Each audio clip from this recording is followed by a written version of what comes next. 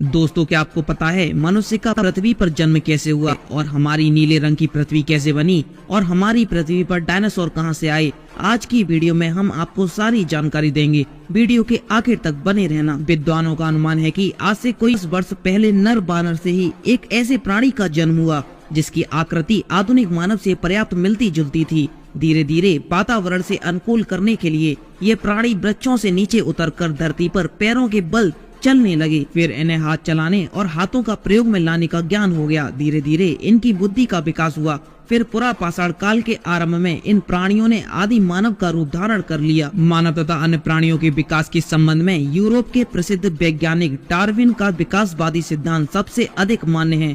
Darwin ने अपनी पुस्तक थ्योरी ऑफ एवोल्यूशन में स्पष्ट किया कि पृथ्वी पर जीवों तथा मानव का विकास अचानक न होकर क्रमिक विकास की प्रक्रिया द्वारा हुआ। इसी सिद्धांत के अनुसार डार्विन का कहना है कि मानव का विकास चिंपैंजियों या लंगूर से हुआ। इसी सिद्धांत के अनुसार मनुष्य के सबसे पहले सीधा खड़ा होना सीखा, फिर पिछले पैरों से धरती पर चलने लगा। धीरे धीरे उसने अपने हाथों से काम लेना शुरू किया। फिर मस्तिष्क के विकास के साथ ही उनकी बुद्धि का विकास भी होने लगा। कुछ समय के बाद मनुष्य ने बोलने की शक्ति प्राप्त कर ली और वह अपने साथियों से विचार विमर्श करने लगा। तत्पश्चात मानव ने आग की खोज करके सभ्यता के पथ के दरवाजे खोल दिए।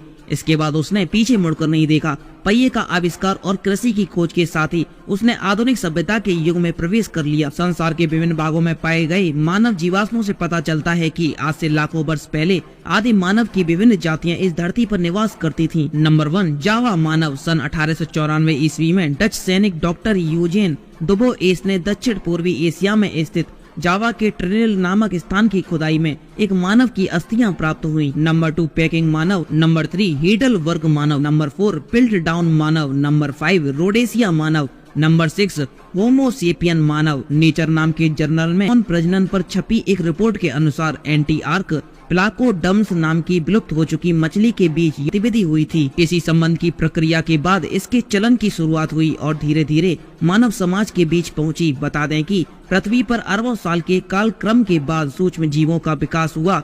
उसी के बाद ये गतिविधि सबसे ज्यादा महत्वपूर्ण बन गया है। पृथ्वी का निर्माण लगभग 4.6 अरब वर्ष पहले हुआ। ये सब अंतरिक्ष में गैस और धूल के एक बादल से शुरू हुआ जिसे निहारिका कहा जाता है। इसी निहारिका में छोटे छोटे कण थे जो गुरुत्वाकर्षण के कारण धीरे धीरे एक साथ आते गए। जैसे जैसे अधिक से अधिक कण टकराते गए, उन्होंने बड़े पिंडों का निर्माण किया जिन्हें प्लेनेसिमल्स कहा जाता है। माना जाता है कि डायनासोर 23 करोड़ साल पहले ट्राइएसिक काल के दौरान अस्तित्व में आई। ये वो समय था जब धरती के सभी महाद्वीप एक साथ जुड़े हुए थे।